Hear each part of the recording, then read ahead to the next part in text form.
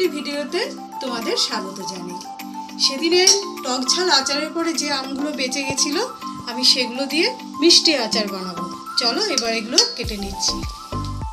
আমগুলো আমি কেটে নিচ্ছি।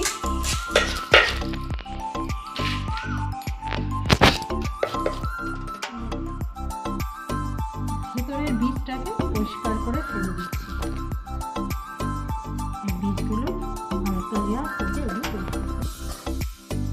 আমগুলো আমার সব কাটা হয়ে গেছে। মিষ্টি আচারের জন্য আমি একটু লম্বা লম্বা করে কেটে নিয়েছি। এগুলো এবার নুন হলুদ মাখিয়ে একটু রোদে দেব। নুন নিয়ে নিলাম 1 চামচ, হলুদ নিয়ে নিলাম 1 চামচ। ভালো করে আমি মাখিয়ে রোদে দেব।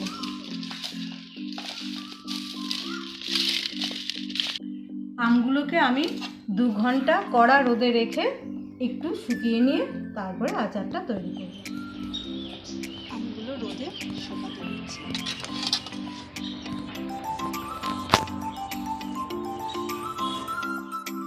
মিষ্টি আমের আচার বানাবার জন্য যে যে শুকনো মশলাগুলো আমি নিয়ে নিয়েছি সেটা হলো 1.5 চামচ গোটা মৌরি, 1.5 চামচ গোটা জিরে, 1/2 চামচ মেথি, 1/2 চামচ সর্ষে, কালো সর্ষে, আর এখানে প্রায় 2 চামচের কাছাকাছি গোটা ধনে, আর 6-7টা লঙ্কা, সেটা ঝাল বুঝে যে যেমন ঝাল খাবে সেই বুঝে। শুকনো লঙ্কাটা আগে আমি ভেজে নিচ্ছি। মশলার সাথে ভাজলে অনেক সময় ভাজাটা কম বেশি হয়ে থাকে। ভাজা হয়ে গেছে লঙ্কাটা, শুকনো মশলাগুলো হালকা ভেজে নিচ্ছি। এটা আমি একটু ঠান্ডা করে নিয়ে বেটে নিচ্ছি।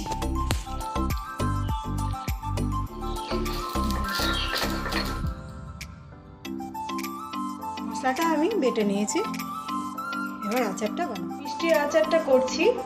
আচারটা করার জন্য যে আমগুলো কেটে রোদে দিয়েছিলাম সেটা দেখো, এটা বেশি শুকাইনি, আমি ওই 2-3 ঘন্টা রোদে দিয়ে আমি নিয়ে চলে এসেছি। বেশি শুকিয়ে গেলে আচারটা খেতে ভালো লাগবে না। এটা আমার গরম হয়ে গেছে। আমি সর্ষের তেল দিচ্ছি। আমার প্রায় 1 কেজি 250 মতো আম ছিল, তার জন্য আমি 50 গ্রাম তেল দিয়ে দিলাম। কেননা যেহেতু এটা মিষ্টি আচার, এতে বেশি তেল লাগবে না। তেলটা গরম হয়ে গেছে।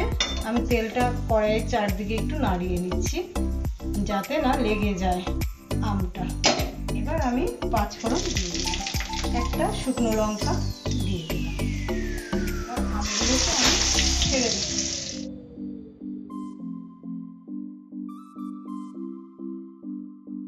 সামান্য একটু নুন দিয়ে দিচ্ছি।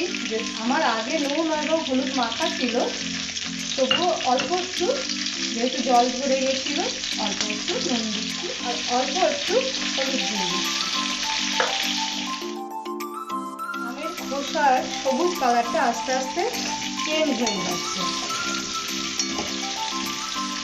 চেঞ্জ হওয়া অবধি অপেক্ষা করতে হবে। এই সময় গ্যাসের ফ্লেমটা মিডিয়াম রাখতে হবে। এই মিষ্টি আচার করার জন্যে আমি 1 কিলো গুড় নিয়েছিলাম। একটু টক টক রাখার জন্যে আমি আর 1 কিলো 250 গুড় দিইনি, 1 কিলো গুড় দিয়েছি। এবং গুড়টা আমি একটু জলে গুলে নিয়েছি, গ্যাসে বসিয়ে গলিয়ে নিয়ে গুলে নিয়েছি। কেননা এটা তো গুড়ের মধ্যে অনেক নোংরা থাকে, তাই এটা গুলে নিলে কি হবে, আমি স্ট্রেনারে ছাঁকতে পারবো। ছাঁকলে পরে গুড়ের যে নোংরাগুলো থাকে ওগুলো সব কাটতে যাবে। স্ট্রেনারে ছেঁকে যদিও খুব একটা নোংরা নেই গুড়টাতে, অনেক সময় গুড়ে নোংরা থাকে, কাঠি ফাটি থাকে, তাই ছেঁকে নেওয়াই ভালো।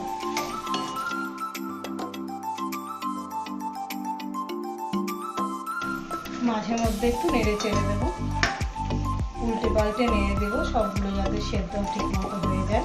আমি একটু এটা ঢেকে দেবো। 10 মিনিট পরে ঢাকনাটা খুলে দিলাম, দিয়ে নেড়ে চেড়ে দেখছি। মশলাটা বানিয়ে রেখেছিলাম সেটা আমি অল্প অল্প করে দিয়ে দিচ্ছি।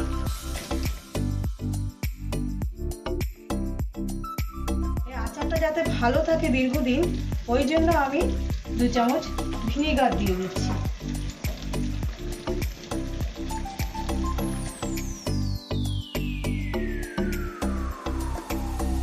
আচারটা আমার হয়ে গেছে, আমি এবার গ্যাসটা অফ করে দিচ্ছি।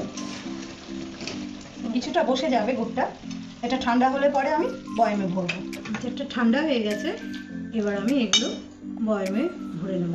বয়ামগুলো আগেই আমি ভালো করে পরিষ্কার করে ধুয়ে নিয়ে মুছে রেখে দিয়েছি। এক ফোঁটা যেন জল না থাকে, জল থাকলে আচার নষ্ট হয়ে যাবে, তাই এগুলো একটু রোদে রেখে আমি গরম করেও নিয়েছি। এবার আমি আচারগুলো ভরে নিচ্ছি।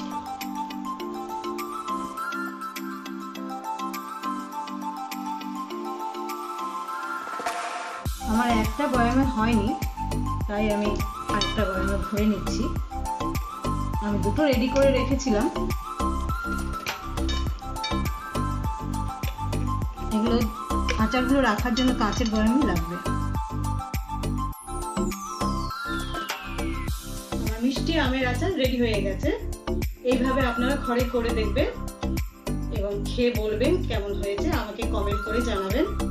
আর লাইক, কমেন্ট, সাবস্ক্রাইব করতে ভুলবেন না কিন্তু।